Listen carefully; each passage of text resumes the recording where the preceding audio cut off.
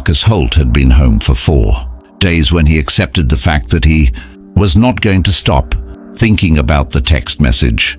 He had read it on the interstate outside Tucson, 3 seconds after the night had swallowed the last of the daylight.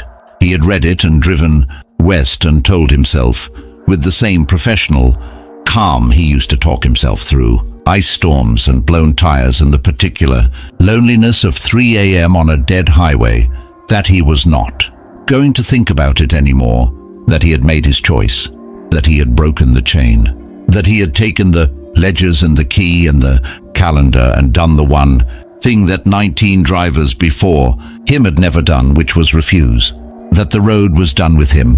He had driven home to Reno and slept for 14 hours and woken up and eaten real food and called his daughter in Portland, who was 19 and studying marine biology and had her mother's quick laugh and his grey eyes, and who sounded happy in the uncomplicated way that people sound happy when they are living lives that make sense. He had talked to her for 40 minutes and not mentioned any of it. He had gone back to sleep, and on the 4th morning he was sitting at his kitchen table with coffee and the particular stillness of a man who has been up since 4 a.m. because the dreams that visit him now are not the ordinary kind, and the text message was there on his phone screen where it had been for 4 days. Still undeleted, still read, the ledgers are copies. The originals are still moving. They have a new carrier now. You know the roads better than anyone. 3rd journey departs at sundown. The road remembers your name, Marcus Holt. He had not replied. He had not called the number. He had run the number through a reverse lookup and found nothing, which was exactly what he expected to find. He had researched Alderman Holdings in Tucson and found that the registered address was a vacant lot. He had gone back to the storage unit where he had left the 8 containers and found he had driven there on the 2nd day. He admitted it to himself. He could not stay away. That the containers were gone. The unit was empty. The lock was the same. The seal on the unit was intact. The surveillance camera at the facility showed no activity between his departure and his return. The containers had not been removed. They had simply ceased to be there. The key, the brass key, number 7741, the one the woman at 2247 Carver Street had given him, was in his jacket pocket. He had checked it twice a day, every day, to confirm it was still physical, still real, still brass and weighted and stamped with a number. It was always there. On the 4th morning, sitting at his kitchen table, Marcus picked up his phone and looked at the text message one more time. Then he put the phone face down on the table and looked at the front door of his apartment. The calendar was on the floor beside the door. He had not put it there. He had last seen it in the passenger seat of his truck, which was parked in the lot outside his building. He had not brought it upstairs. He had specifically, deliberately, left it in the truck as a test, as a way of determining whether it could move independently or whether it simply reappeared, which was a meaningful distinction in ways he was still working out. It had reappeared. It was open to a page he had not opened it to. November, the current month, a date 3 days from now. A small red symbol he recognized, the 2 parallel lines of a road converging at a vanishing point, and beside it, in handwriting that was both familiar and new, because the handwriting in the calendar always felt like it had been there, always, even when it clearly had not, a single line. You already decided. You decided when you kept the key. He looked at the key in his jacket pocket, hanging on the hook by the door. He looked at the calendar. He looked at the front door of his apartment, which opened onto a hallway that led to an elevator, that led to a parking lot where his truck waited in the grey November morning with a full tank of diesel and 19 years of road. Knowledge built into every system. He poured the rest of his coffee into the sink. He picked up the calendar. He picked up his jacket and felt the weight of the key in its pocket. He went downstairs. He called Denise from the parking lot before he started the engine. The morning was cold, the sky the color of old concrete, the kind of November sky that Nevada does without drama or apology. "Marcus," Denise said, with the warmth of a woman who has been dispatching for 20 years and still finds it in her to be genuinely pleased when her reliable drivers check in. I was going to call you. Got a load if you want it. He had not told her he was available. He had been on personal leave since the Tucson run. What load? He said. Industrial freight, sealed containers. She paused. I know. You had a rough one on the last run, but this one's different. Shorter route, straight highway, no back roads. Clients already approved your credentials. In fact, they specifically requested you. Who's the client? A longer pause. He could hear her keyboard. Company called Meridian Road Solutions, based out of Salt Lake City. New account. Came through 3 days ago with prepayment in full, which almost never happens, which is why I'm even talking to it. Meridian Road Solutions. Not Alderman Holdings. A new name. But 3 days ago was the same day the containers had disappeared from the Tucson storage unit, which meant someone had moved very quickly, which meant someone had been ready for him. Route? Marcus said. Pickup in Elko, Nevada. Delivery in Boise, Idaho, about 450 miles. Simple run. But she hesitated. But what? Client specification says night driving only, no daylight hours. I know you're fine with nights, but the contract language is unusual. Very specific. They want you driving between sunset and sunrise exclusively. Rest during daylight. They've even scheduled the pickup for this evening after 6. Marcus looked at the calendar on the passenger seat. November, 3 days from now. The third journey departs at sundown. 3 days from now would be too late if the pickup was tonight. Unless... He looked more carefully at the calendar's annotation. The symbol was dated, but not to a specific departure. It was dated to an arrival. 3 days from now was when something happened at the destination. Not when he left. Send me the manifest, he said. Already in your inbox, Denise said with the satisfaction of someone who had already known how the conversation would end. He arrived in Elko at 5:47 p.m., 13 minutes before sunset, and found the pickup point at an industrial park on the eastern edge of town, a warehouse indistinguishable from the other warehouses in the park except for the fact that it had no signage, no company name, no address number, just a building with loading docks and good lighting and 4 sealed metal containers on a pallet, waiting. The man who met him at the dock was young, mid-20s, clean-shaven, in a company shirt that read Meridian Road Solutions in plain sans serif letters. He was the most completely ordinary person Marcus had seen since the start of all this, which Marcus found more unsettling than any of the figures he had encountered on dark roads in the past weeks. Ordinary people doing ordinary jobs, as though nothing unusual was happening, were the most reliable indicator that something deeply unusual was about to occur. Mr. Holt, the young man said, and checked his clipboard. 4 containers, C-Series, sealed and certified. Manifest is here. He handed over a folder. Delivery point is in Boise, warehouse address on the sheet. Client wants arrival between midnight and 4 a.m. on the destination date. What's in the containers? Marcus said.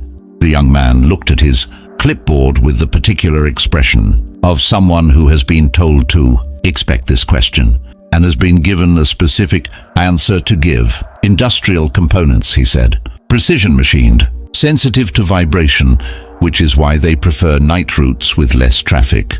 And why specifically me? The young man looked up. For just a moment, less than a second, something crossed his face. That was not the professional blankness he had been maintaining. Then it was gone. The client maintains a preferred carrier list, he said. Your safety record qualified you. Marcus signed the manifest and drove. Sunset came at 6:03 p.m., painting the eastern Nevada sky behind him in shades of red and copper, and the road ahead went dark. And the third journey began. The first thing he noticed, pulling onto I-80, westbound out of Elko as the last light died, behind the mountains, was that the calendar was behaving differently than it had on the previous 2 journeys. Before it had been reactive, it showed him things after he had already committed to a course of action, or just before a moment of decision. It had been, he reflected, like a navigator who waits until you have already made the wrong turn before telling Knew the road ahead is closed. Now it was proactive.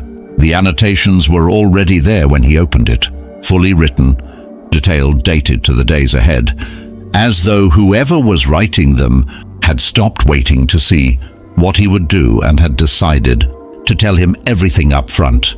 He read them carefully at a rest stop 20 miles west of Elko. Engine running, heater going, the November desert outside his windows cold and perfectly still.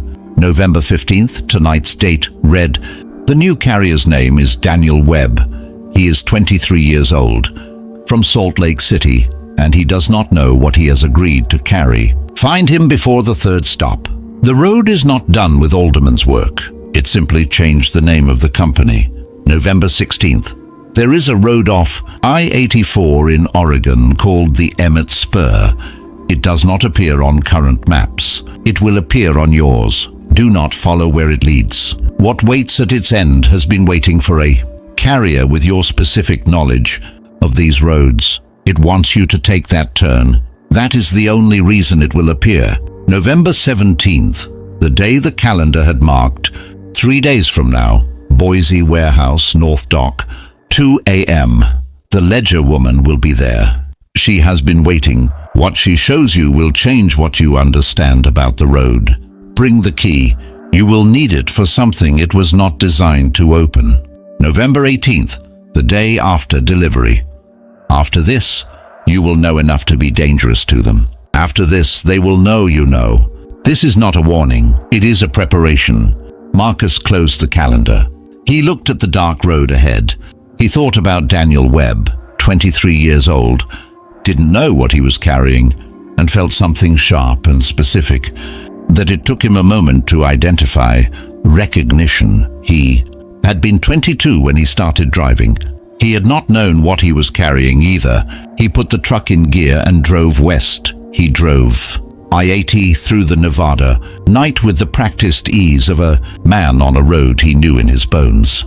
This stretch of highway, across the Humboldt Range, through Winnemucca, along the river valley, was as familiar to him as the hallway of his apartment. He had driven it in every season and every weather condition. He knew where the frost came early and where the crosswind hit. Knew which mile markers had the most reliable phone signal and which stretches went dead. He had driven it asleep practically. He had driven it thinking of other things. Tonight he drove it thinking of Daniel Webb. The calendar had said to find him before the third stop. He did not know yet what the stops were. The calendar had mentioned them, but not listed them with the specificity of the previous journeys. He had the impression, and it was only an impression, nothing he could put a precise finger on, that the third journey's calendar was being written as he drove, that someone on the other end of this communication was composing it in real time, responding to events as they unfolded, which was a significant change from before, which meant someone knew he was reading it and was writing to him. He had spent considerable time on this question in Reno. In those 4 days of not quite resting, he had concluded that the calendar's author was not the same as the road itself. The road, whatever the road was, whatever Elias Alderman had unleashed or discovered or bargained with in those Nevada mountains in 1891, the road did not seem to communicate in language. The road communicated in events, in figures by the roadside, in engines that died at precisely the wrong moment, in highways that curved you toward destinations you had not chosen. But the calendar was language. The calendar was written by someone who wanted him to understand, who was working against something by telling him what the something was. He had concluded, caught between two parties, one that used him without his knowledge, and one that was trying to give him that knowledge despite the considerable risk of doing so. He just did not yet know what the risk was. His phone rang at 11:30 p.m. Unknown number, the same unknown number as the text message, he noted. He pulled over on a wide highway shoulder and answered. Mr. Holt, a voice, male, middle-aged, careful, not hostile, careful in the way of someone who is choosing every word because they know that other people may be listening. You're on I-80. You know where I am? Yes, I also know what you're carrying. Same thing as before, with one difference that matters. Do you have the key? Yes. Keep it. Don't use it until Boise. Whatever happens between here and there, whatever you see, wherever the road tries to take you, don't use the key until you're at the warehouse and you're alone. Do you understand? Who are you? A pause. The sound of wind on the other end of the line, as though the caller was also outside, also on a road somewhere. My name is not something I can tell you over this line, but I put the calendar in your truck, and I need you to understand something important before the second night. Daniel Webb took a wrong turn 20 miles back. He is on the Emmett Spur already. He went looking for a shortcut and the road showed him one. He doesn't have a calendar. He doesn't know. Marcus gripped the phone. You said the Emmett Spur doesn't appear until Oregon. I wrote that last night. The road adjusted. It's accelerating. Another pause. Go back 20 miles on 80 and look for a turnoff at mile marker. Or the road will appear for you because you've driven these highways long enough that you're visible to it. Drive it, find Webb, and get him back on 80. He is carrying something in his trailer that the road very much wants to reach the end of the Emmett Spur. You need to stop that from happening. The line went dead. Marcus sat for 3 seconds. Then he turned the truck around. Mile marker. 244 was in a stretch of highway that Marcus knew well. A long straightaway with a rocky bluff on the north side and flat sage desert on the south. Nothing of note for 10 miles in either direction. He had driven it 1,000 times. There had never been a turnoff here. There was one now. It went south off the highway shoulder onto a 2-lane paved road that disappeared immediately into the sage. No sign, no markings, no indication of where it went or how long it ran. The pavement looked old, cracked and frost-heaved at the edges, but the center line was freshly painted, white and bright in his headlights, which was wrong for an unmaintained road and wrong for a road that had not existed yesterday. He turned onto it, the Emmett Spur. He was thinking of it by the calendar's name now, ran straight south for approximately 3 miles and then curved east into low rocky hills. The road was smooth enough for a truck, just barely. He kept his speed at 30. He watched his mirrors. He watched the road ahead. He found Daniel Webb's truck 2 miles in, pulled to the shoulder, hazards flashing orange in the dark. A smaller truck than his, a newer model Freightliner, a regional carrier's livery on the door. The driver's door was open. The interior light was on. No driver visible. Marcus pulled up behind it and got out. The cold hit him immediately. Colder here than on the highway. Colder than the temperature should have been this far south of the hills. He walked to the open cab door and looked in.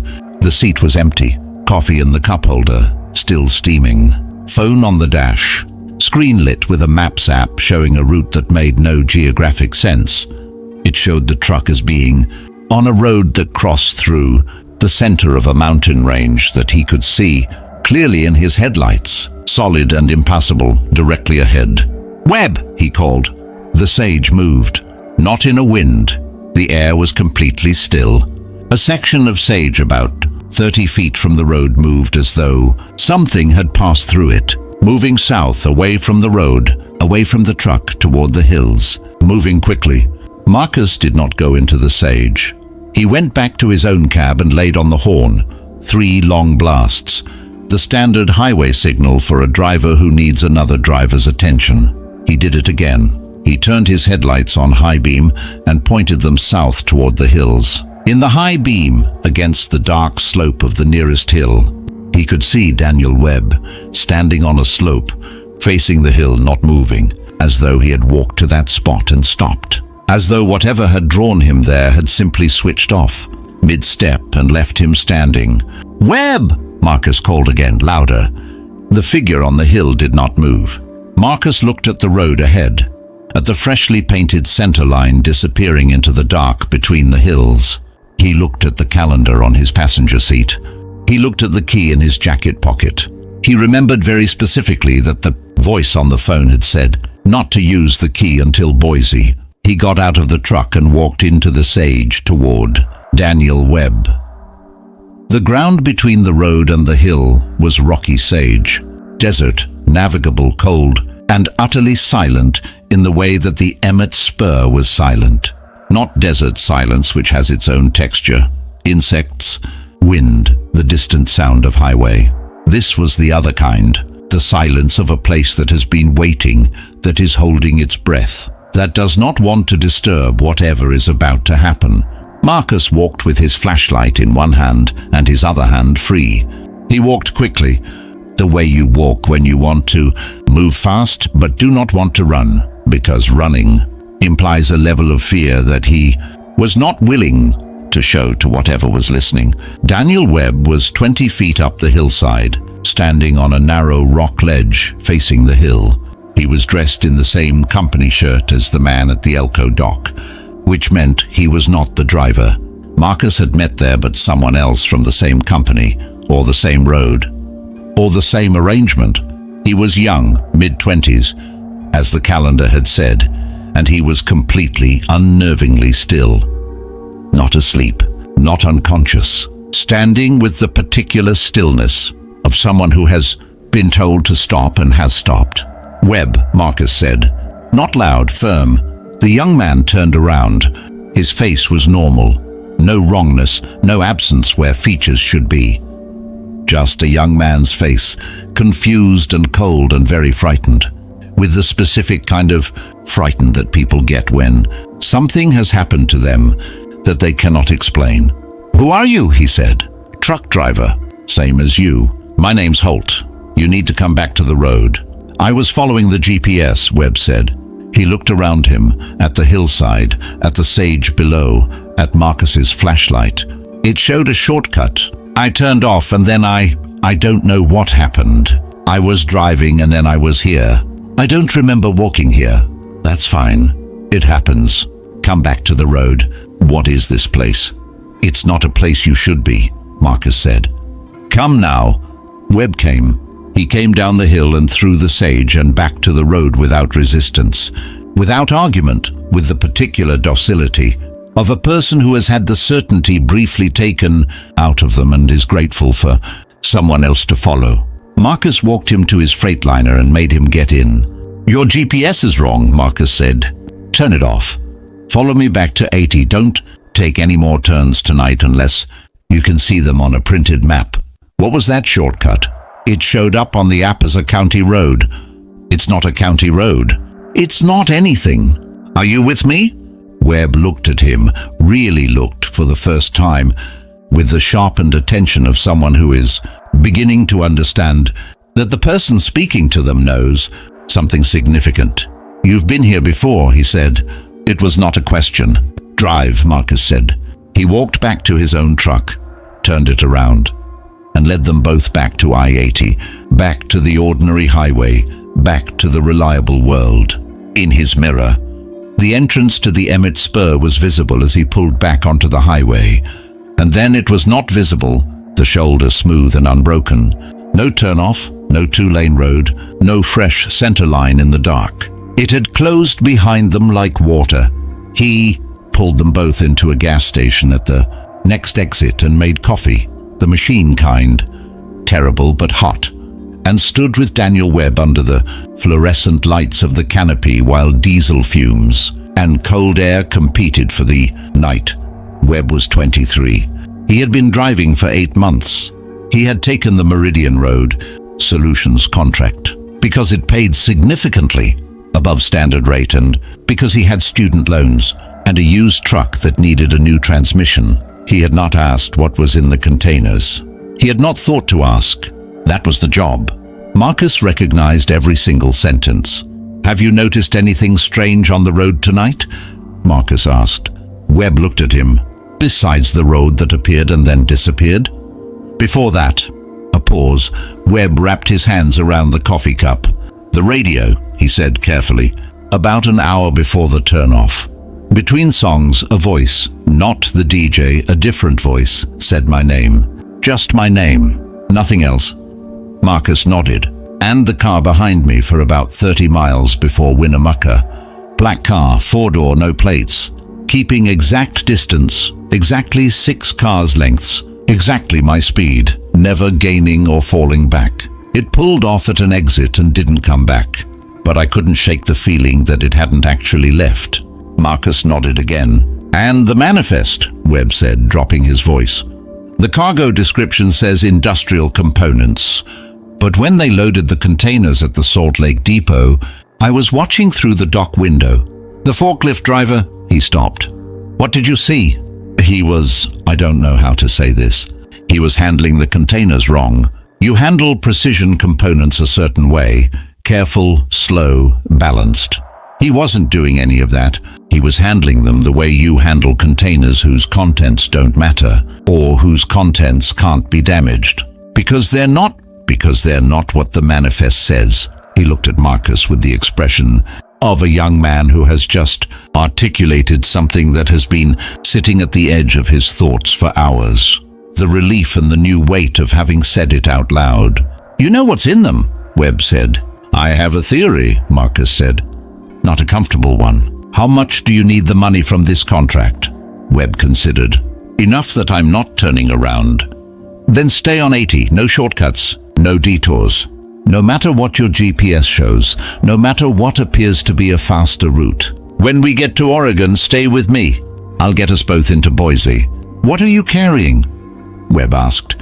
Marcus looked at his truck, at the sealed containers in the trailer, at the calendar visible on the passenger seat through the window. I don't know yet, he said, but I'm starting to think it carries more than one thing at a time. The Oregon state line crossed I-84 in the dark hours of the first night.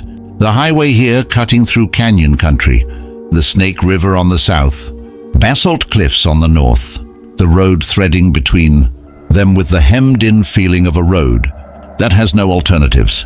Marcus had driven it many times. Webb's headlights were visible in his mirror, steady, following at a respectful distance, which was the only communication they had had in the hours since the gas station.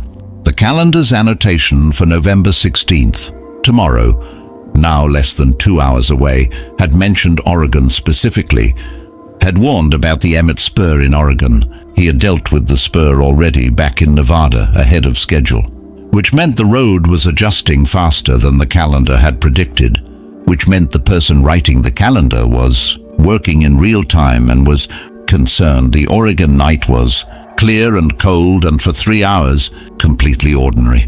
Then the fog came up, as it had on the second journey. But this was different fog, not the stationary Nevada fog with its blue-white ground lights. This was moving fog flowing east, against the direction of travel, pressing against the windshield at highway speed. And in the moving fog, briefly visible and then gone, faces. Not the blank absence of the Alderman's pass figures, faces. Clear, specific, fully featured, men and women and a few who were neither, all of them looking directly at him through the moving fog, all of them passing in and out of visibility too quickly to fix on. He did not stop. He did not slow. He watched the fog for faces and counted them without meaning to, and had counted 14 before he made himself stop counting. He focused on the taillights of a semi-3, 100 yards ahead, and used them as an anchor to the ordinary world. Webb called him on the CB radio. They had exchanged channels at the gas station. You seeing this fog? Yes. The faces in it? Yes. A long silence on the radio. Keep driving, Marcus said. Holt, Webb's voice careful.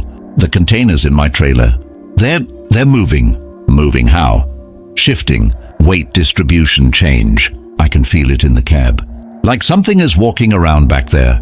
Marcus thought about the canyon, about the knocking, about the calendar's instruction.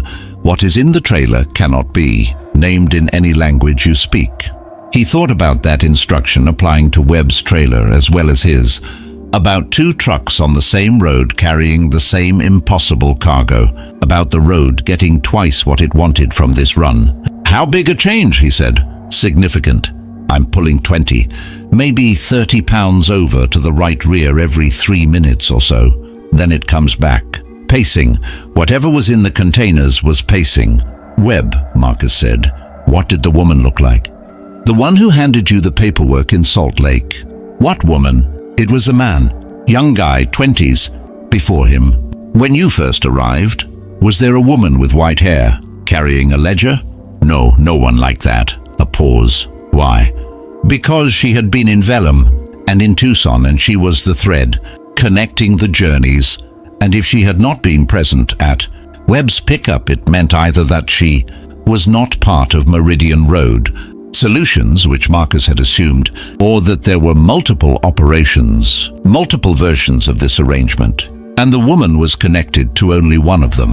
Keep driving, Marcus said again. Oregon City is 2 hours out. Don't stop before it. At exactly midnight, he saw the time on his dashboard clock.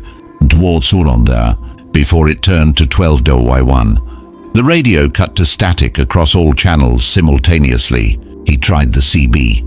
Dead. He tried his phone. No signal. He looked in his right mirror and saw that Webb's truck was still there. Hazards off, running lights steady. Whatever was happening to the electronics was happening to both of them. In the static, after about 30 seconds, something resolved. Not music, not a voice. A sound that had the cadence of speech, the rhythm of sentences, of emphasis and pause and the breath between words, but no words that he could identify. As though someone was speaking in a language assembled from the components of language without any of its meaning. He listened to it for approximately 10 minutes because he had learned over the course of 3 journeys that the road communicated in layers, and that dismissing anything it offered was always a mistake. He listened with the same focused attention he gave to engine, sounds, looking for patterns, for repetitions, for anything that resolved into sense. At approximately the 10-minute mark, one thing did resolve. Not a word. 2 syllables, repeated several times in the surrounding noise, with slightly more clarity than the rest. He was not certain he was hearing them correctly. He listened for another 5 minutes to confirm. He was clear enough. The 2 syllables were Webb, Webb, Webb. The radio came back normally at 12:16 a.m., mid-song, as though it had never been off. He switched to the CB and called Webb. No answer. He looked in his mirror. Webb's truck was still there, still moving, still the correct distance behind. But Webb was not answering the CB. He kept driving. He called again every 2 minutes for the next half hour. On the 9th call, Webb answered, his voice normal, slightly irritated at having been woken up. "I wasn't asleep," Webb said when Marcus pointed this out. "I was driving. I don't know why I didn't answer." "Do you remember the last half hour?" Marcus asked, a pause that was slightly too long. "Of course," Webb said.